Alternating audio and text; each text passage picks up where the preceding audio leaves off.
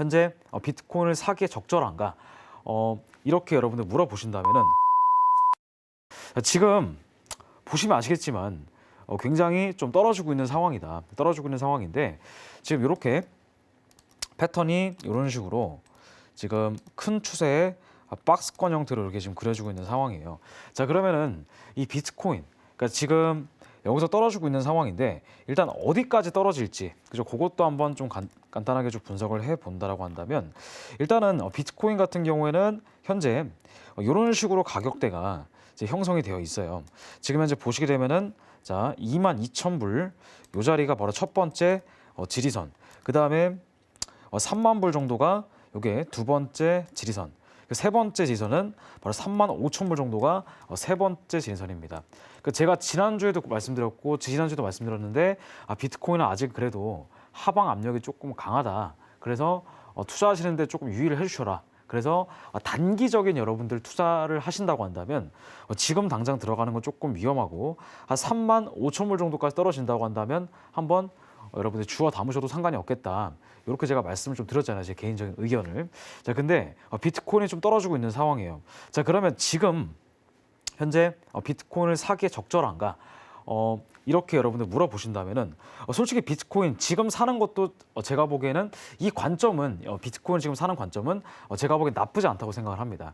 왜냐하면 지금 가격이 약간 굉장히 좀 싼 가격에 형성이 되어 있다라고 지금 볼 수가 있는데, 자, 그거는 제가 좀 이따가 말씀을 좀 드릴 거고, 그래서 현재 저는 이제 기술적 분석 먼저 좀 말씀드리면 일단은 상대 강도 지수가 이제 중요하니까 저는 이제 RSI 기준으로 좀 차트를 보는데 현재 지금 요거 일봉상 지금 약세 구간에 형성이 되어 있다.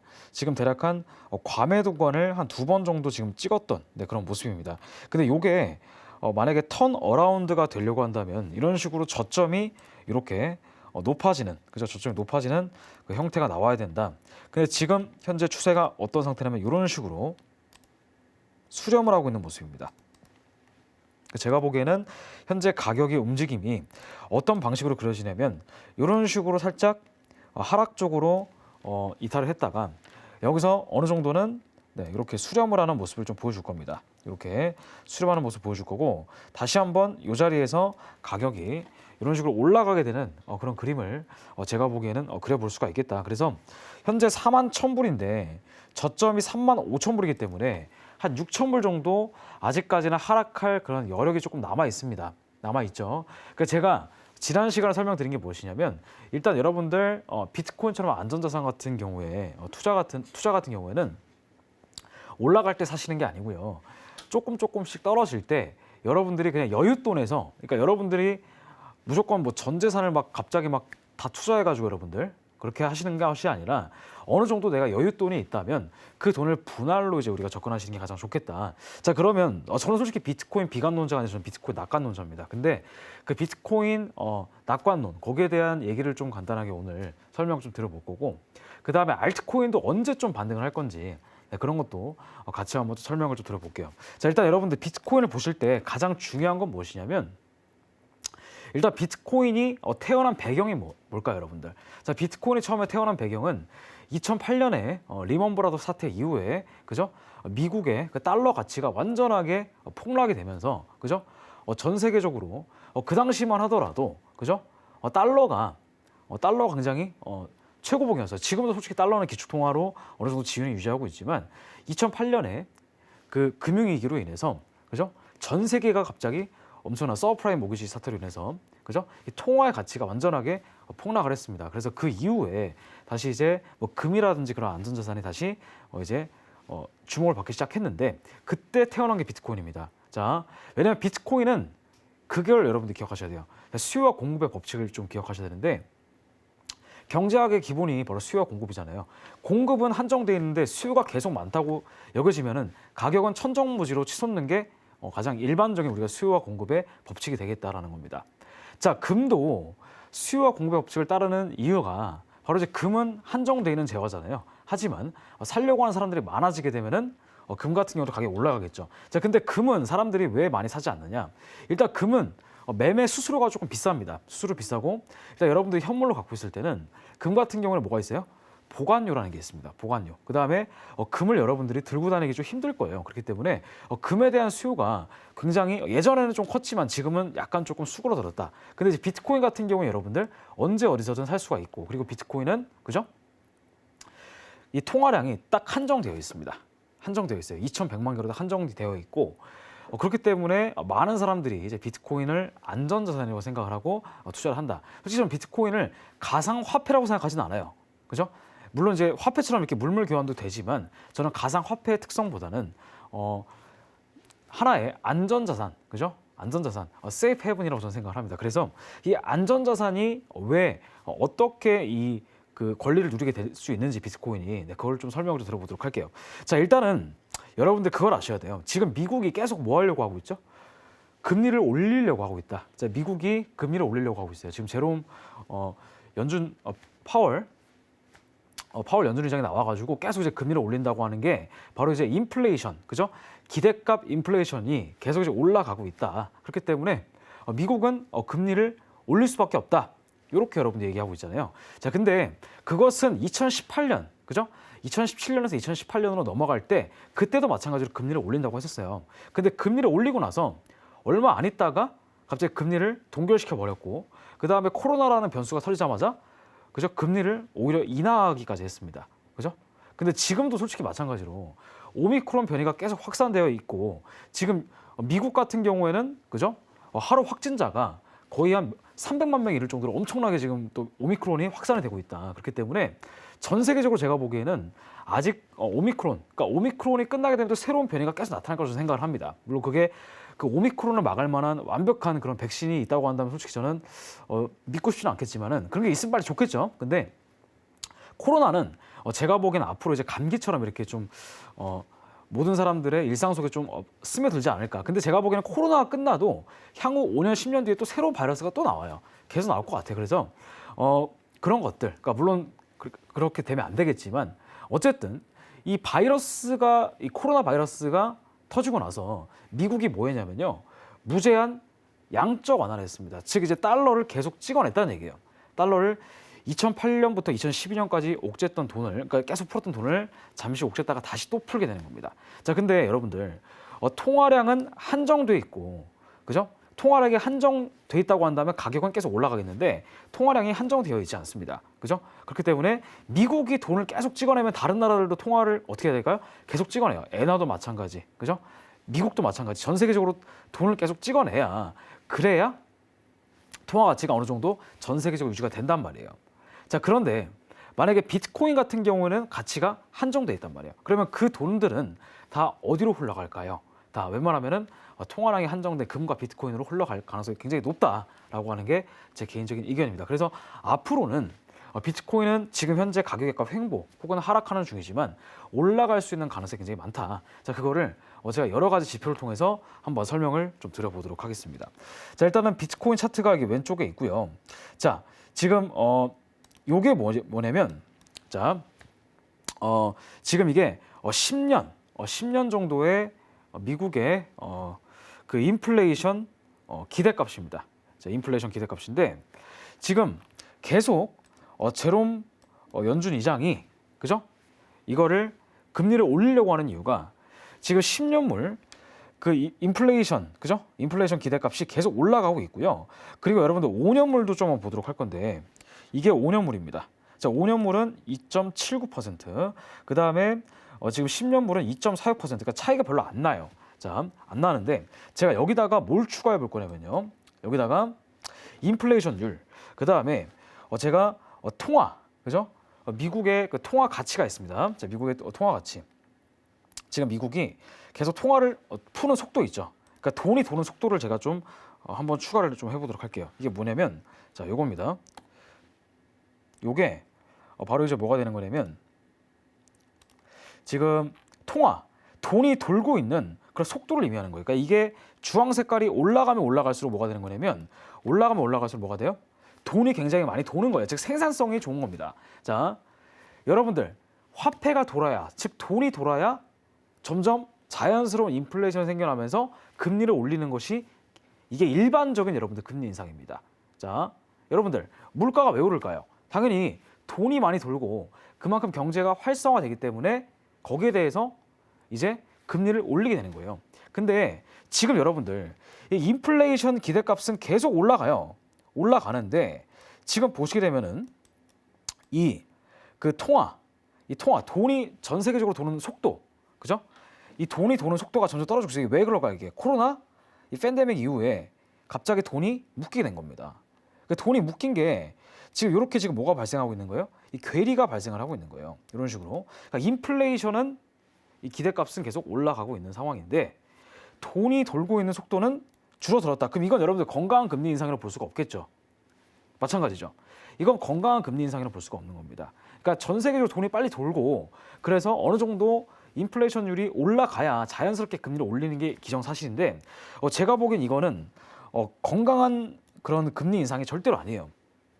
지금 미국이 계속 금리를 올리려고 하는 그런 상황 자체가 그러니까 인플레이션율이 올라갔기 때문에 그냥 금리를 올리겠다라고 하는 제가 보기에는 하나의 미봉책일 수도 있다라고 하는 건 제 생각인데 자 그러면 이렇게 괴리가 발생하게 된다, 그죠? 괴리가 발생이 된다면 갑자기 여러분들 돈을 사람들이 많이 안 쓰다가 그죠?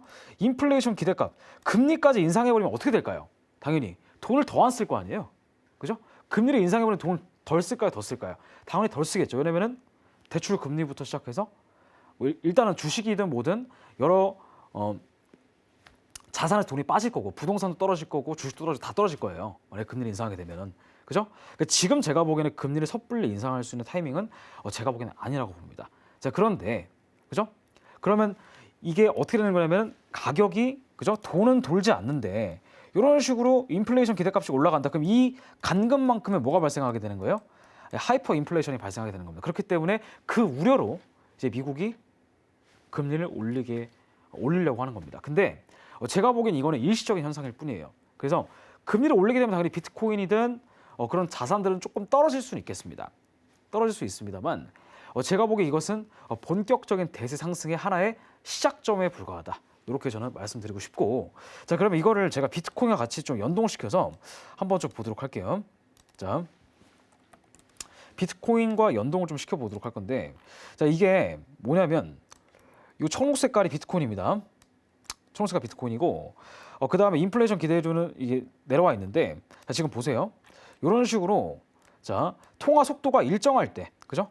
이 돈이 도는 속도가 일정할 때는 이 당시에도 비트코인이 올라가긴 했어요. 올라가긴 했는데 자 갑자기 여러분들 어떻게 됐어요? 돈이 도는 속도가 확 줄어들었죠. 확 줄어들다 보니까 여기서 이 모든 돈들이 다 어디로 간 거예요? 이 비트코인으로 흡수가 된 겁니다. 그러다 보니까 가격이 이렇게 급등하게 된 거예요. 그죠? 근데 아마 금리를 또 올리게 되면 돈이 도는 속도는 어떻게 될까요? 더 떨어질 겁니다. 그죠? 돈이 도는 속도는 아마 더 떨어질 수밖에 없어요. 그럼 당연히 비트코인은 좀 횡보를 하겠지만은 이런 식으로 또 새롭게 새로운 상승으로 올라갈 수 있는 그런 가능성이 충분히 있다는 얘기입니다. 저는 그러니까 이거 좀 거시적인 관점에서 제가 분석을 하는 거예요. 자, 그러면 여기서 또 추가적인 게 뭘 볼 거냐면은 자, 요게 일단은 돈이 이게 뭘까요? 양적 완화한 겁니다. 미국이 양적 완화한 건데 여러분 잘 보세요. 이게 지금 1960년대 자 1960년대가 이제 요 시점입니다. 근데 여기서부터 가치가 여러분들 거의 5,700% 이상 올라간 것이 아니라 돈이 그만큼 많이 풀린 거예요. 자 5,000%라면 여러분 5,700%라면요 57배 정도의 돈이 풀린 겁니다. 57배. 그러니까 과거의 생산성 물론 생산성도 어느 정도 올라갔기 때문에 돈이 푸는 그런 것도 당연히 있겠지만 예전에 1960년대 그 이후에 이제 금태환제를 폐지시켰죠, 그죠? 닉슨 대통령이 1971년도에 그때 금태환제를 폐지시켰습니다. 1970년인가 막 그럴 거예요. 71년인가 막 그럴 건데 그때 나는 이거 더 이상 못하겠다. 왜냐면 그 전까지만 하더라도 미국이 그죠? 달러를 가져가면 금으로 바꿔줬었어요. 그 옛날까지만 하더라도. 근데 지금은 아예 그거를 폐지시켜 버렸습니다. 그러니까 70년대 이후에 그 다음부터 어떻게 돼요? 이 가격이 계속 가격이 올라가는 것이 아니라 이게 올라가게 되면 어떻게 달러 가치는 계속 떨어지겠죠. 달러 가치 떨어지는 겁니다.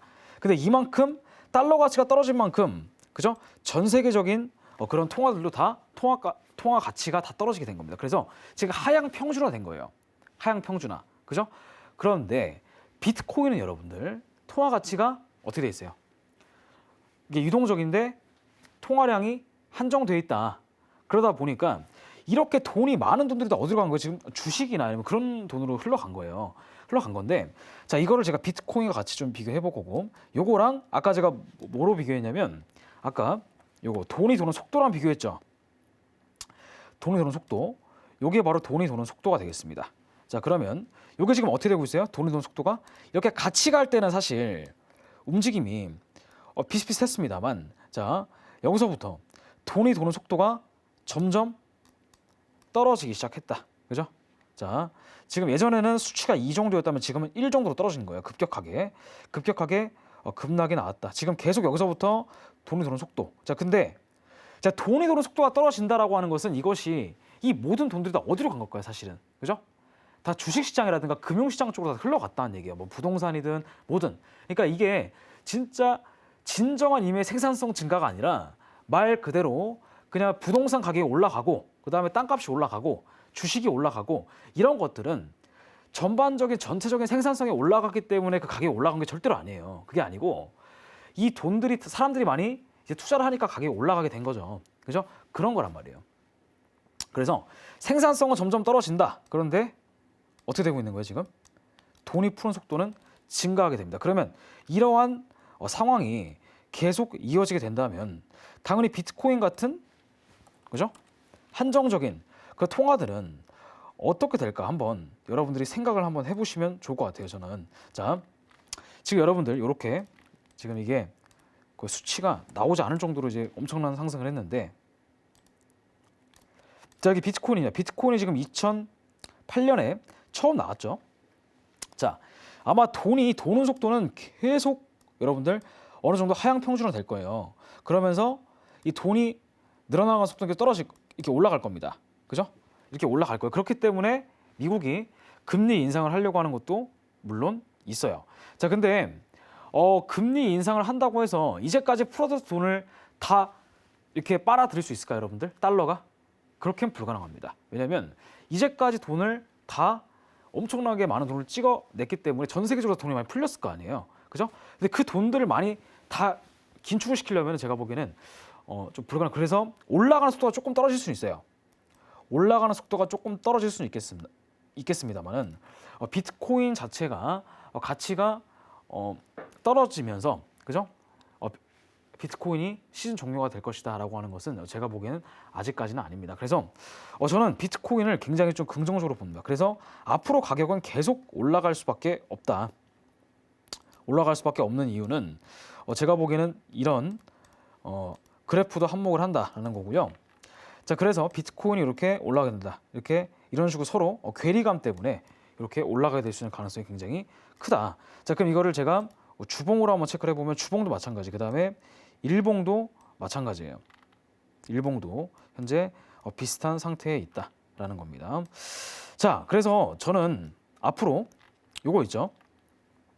이 돈이 도는 속도가 급격하게 떨어지면 떨어질수록 그 다음에 돈이 도는 속도뿐만 아니라 이런 식으로 이 통화량이 점점 늘어날수록 비트코인은 올라가게 됩니다. 그 다음에 자, 여기서 또 추가적으로 여러분들 보셔야 될 건 무엇이냐면, 자, 여러분들 채권입니다. 자, 채권은 여러분들 뭘까요? 채권은 해당 국가의 신용도를 나타냅니다. 신용도. 자, 채권이 여러분들 정확하게 따지면 채권은 국가에서 보증하는 보증수표예요. 그죠? 보증수표. 내가 만약에 100만 달러짜리 채권을 샀어요. 그러면 미국이 5년 뒤 혹은 10년 뒤에 이자를 붙여서 이만큼 내가 줄게. 그죠? 내가 너한테 돈을 못 갚는다고 한다면, 그죠? 이 미국 자체가 완전히 의미가 없어져 버리는 거예요. 자, 근데 지금 여러분 잘 보세요. 지금 미국의 채권 있죠? 미국의 채권이 지금 보시게 되면은 12월 달부터, 그러니까 작년 12월 달부터 지금이 1월이니까, 그죠? 거의 한 달 동안 계속 뭐 하고 있어요? 신저가를 찍고 있습니다. 채권이. 자, 채권의 신저가를 지금 찍고 있는 상황이에요. 이게 여러분들 뭘 의미할까요? 채권이 신저가를 찍고 있다라는 게. 이게 여러분들 뭘 의미하냐면 이 미국 달러에 대한 그죠? 그런 신용도가 점점 뭐 해주고 있다? 떨어지고 있다는 얘기입니다. 자, 채권이 떨어지고 있다. 그죠? 그런데 미국의 인플레이션 기대값은 계속 올라가고 있어요. 그 돈이 도는 속도는 떨어지고 있다. 이것은 뭘 의미하냐면, 자, 비트코인이 예전에 올라갔던 그 흐름을 다시 한번 여러분들 답습해 보겠습니다. 자, 보시게 되면은, 자, 이런 식으로 비트코인이 떨어질 때, 그죠? 지금 보시게 되면 채권이, 보통은 채권 가격이 이렇게 떨어지면은 비트코인은 어떻게 돼? 일반적으로 올라가요. 이렇게 올라갑니다. 올라가요. 그 다음에 지금 미국의 채권이 올라가면은 비트코인은 전반적으로 떨어집니다. 떨어져요. 거의 반의 관계로 간다 보시면 됩니다. 자, 근데 여기서 어느 순간 채권이 올라가고 비트코인도 떨어지고 있는 상황에서 같이 어떻게 된 거예요? 디커플링 됐다가 어느 순간 지금 어떻게 되냐면 커플링이 됐습니다. 어느 순간. 이때가 언제냐면은 커플링이 됐을 때가 1월 10일입니다. 1월 한 초쯤부터 커플링이 됐어요. 지금 미국의 채권도 떨어지고 미국의 비트코인도 다 떨어집니다. 이거는 여러분들 이 현상이 오래 갈 수 있을까요? 채권도 떨어지고 비트코인도 떨어지고, 제가 보기에는 오래 가기 좀 힘들 수도 있지 않나 싶어요. 그리고 지금 전반적으로 봤을 때 채권은 새로운 그런 추세에 직면했습니다. 자, 이런 식으로, 자, 이렇게 지지해줬던 이 저가를 뚫어버렸어요. 지금 보게 되면 이렇게 미국의 채권이 지금 몇 년부터 지지했냐면은 2021년 3월부터니까 거의 1년 정도의 이 지지를 있잖아요. 아예 뚫고 내려가 버렸어요. 이러면 이제 좀 떨어질 수가 있는 가능성이 좀 있어지겠죠. 그 미국의 채권 가격이 떨어진다. 이건 뭐예요? 미국에 대한 신뢰, 미국 달러에 대한 신뢰도가 떨어진다는 얘기예요. 그죠? 미국 달러에 대한 신뢰도가 떨어진다. 그러면 안전자산이 금 아니면 비트코인으로 흘러갈 수 있는 가능성이 굉장히 높다. 근데 비트코인도 떨어지고 있는 상황이잖아요. 근데 이건 제가 보기에 가격이 일시적으로 제가 보기엔 떨어지고 있는 거라 봅니다. 왜냐면 이런 것들이 하나씩 반증을 시켜주는 거거든요. 자, 채권이 떨어지면 뭐가 올라간다고요? 비트코인이 올라가게 돼 있어요. 그죠? 과거의 흐름만 보더라도 비트코인이 올라갈 때는 채권이 떨어졌습니다. 그리고 채권이 올라갈 때는 비트코인이 떨어졌고요. 그다음 채권 떨어질 때 비트코인이 올라갔습니다. 근데 지금 채권이 또 이렇게 신저점을 뚫고 내려가니까 비트코인은 이제 올라갈 수 있는 가능성이 충분히 있는 겁니다. 요거까지 여러분들 보시면 좋을 것 같아요. 그래서 제가 지금 비트코인이 현재 가격이 아까 제가 그려드렸던 이 가격대를 계속 유지하면서 올라간다고 한다면 이렇게 가격이 다시 한번 72,000불까지 올라갈 수 있는 가능성이 좀 있다고 하잖아요. 근데 충분히 저는 거래량 기준으로 분석을 해봤을 때는 요 자리를 충분히 매물 소화를 제가 보기엔 시켰다고 봐요. 매물 소화를 좀 시켰다고 보고 다시 한번 저가를 높여가는 그런 흐름을 좀 만들지 않을까, 네, 그런 생각입니다. 자, 아까 제가 중요한 개념 몇 가지 설명드렸습니다. 첫 번째, 돈이 도는 속도, 그죠? 돈이 도는 속도가 이제 심볼명은 M2V라고 하는데, 이 돈이 도는 속도와 그 다음에 통화량이 서로 반대되고 있다. 통화량은 계속 증가하고 있습니다. 그죠? 지금도 계속 미국 정부는 돈을 찍어내고 있는 거란 말이에요. 찍어내고 있어요. 찍어내고 있는데, 그죠? 돈이 도는 속도는 점점 줄어들어요. 그죠? 제가 어제 뉴스를 봤는데 지금 미국이 오미크론 변이 때문에 마트든 뭐든 싹 다 동이 났다고 해요. 그러니까 지금 생필품들을 싹 다 지금 사가고 있는 상황이죠. 그럼 여러분들, 만약에 확진자가 늘어난다고 한다면 어떻게 될까요? 미국에 있는 공장들이며 뭐며 여러 가지 그런 올스탑하겠죠 또, 그죠? 그렇게 되면 또 생산성이 떨어지는 거예요. 그런 것들이 생산성이 떨어지는 거예요. 생산성이 떨어지면 당연히 돈이 도는 속도는 줄어들 것이고, 그죠? 그 돈들은 다시 또 어디로 갈까요? 제가 보기엔 다시 주식시장으로 흘러가거나 아니면 비트코인으로 흘러갈 건데, 제가 보기에 주식도 지금 너무나 고평가되어 있기 때문에 웬만한 자산들은 다 이제 웬만하면 가상화폐 쪽으로 좀 다시 몰리는 그런 시즌이 제가 보기엔 오지 않을까. 제가 보기엔 머지 않았다. 근데 지금 당장 사라고 제가 말씀드리는 것은 아니고요. 현재 지금 비트코인을 갖고 계신 분들, 아니면 비트코인을 지금 내가 매수 들어갔는데 혹은 손실 보고 계신 분들은 너무 걱정하지 않으셔도 상관은 없다. 왜냐하면 과거는 계속 반복됩니다. 똑같은 패턴이 계속 반복이 돼요. 자, 그래서 지금 제가 보기에는 비트코인이 바닥을 좀 다지고 있는 상황이다라고 저는 판단이 되고, 그 다음에 이 지금 보시게 되면은 이 돈이 드는 속도가 떨어지고 있는 상황. 그다음에 이 기대값, 이 인플레이션 기대율이 올라가고 있는 상황이 있다. 그래서 아마 금리를 올리게 될 수도 있어요. 근데 금리를 올린다고 한다면 당연히 비트코인도 물론 떨어지겠지만 떨어지는 건 일시적일 수가 있습니다. 떨어지는 건 일시적일 수가 있어요.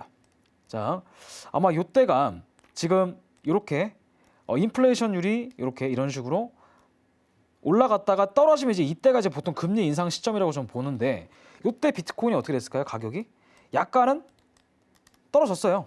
지금 보시게 되면 비트코인이 이런 식으로 이게 금리를 올리게 되면 어느 정도 떨어질 수는 있습니다. 근데 그게 영원하지는 않다는 거예요. 그러니까 떨어지더라도 일정 부분 떨어지지만 제가 보기에 금리를 올리면 여러분들 지금 미국은 굉장히 위험해질 수가 있다. 그죠? 물론 금리를 한 번에 막 뭐 0.5%, 1% 이렇게 못 올리겠죠. 0.25 베이시스 포인트만큼 조금씩 올릴 거예요. 근데 올릴 때 제가 올렸다가 동결시키고 어느 정도 또 제가 보기에는 그런 이제까지 돈을 찍어냈던 돈들이 너무나 많기 때문에 금리를 0.25% 올린다고 해서 그 돈들을 다 회수할 수도 없을 뿐더러 그죠? 앞으로는 계속 새로운 그런 방향성, 제가 보기에 통화 가치가 고정되어 있는 비트코인은 가격이 올라갈 가능성이 굉장히 높다. 그래서 제가 보기에 지금 또 미국의 채권이 완전히 바닥을 기고 있습니다. 지금 보면. 네. 그래서 이런 것들도 아마 비트코인이 다시 올라가는데 한 몫을 제가 보기에 충분히 할 거라고 저는 생각을 해요. 자, 보세요. 지금 과거에 채권 가격이 이렇게 떨어질 때 그때 비트코인도 같이 떨어졌단 말이에요. 이때가 커플링 됐습니다. 그 채권이 더 떨어지다 보니까 그때 비트코인이 이렇게 반등이 나왔죠. 지금도 마찬가지예요. 채권이 같이 떨어지고 있어요. 그죠? 근데 채권이 떨어지면 당연히 비트코인은 어느 정도 가격이 이렇게 반등이 나올 거다. 이렇게 저는 생각을 합니다. 그래서 지금 41,000불 정도지만 35,000불 정도가 가장 중요한 그런 지지선이다. 이렇게 저는 설명을 좀 드려볼 수가 있습니다. 그래서 제가 단순하게 기술적 분석으로만 말씀드리는 것이 아니라 이런 식으로 여러 가지 그런 지표들을 좀 고려해 볼 때 제가 보기엔 충분히 올라갈 수 있는 가능성이 이제 높으니까 여러분들은 제가 보기엔 좀 즐기시면서 조금씩 주워 담으시는 거 저는 개인적으로 추천을 좀 드린다. 이렇게 좀 말씀 좀 드립니다.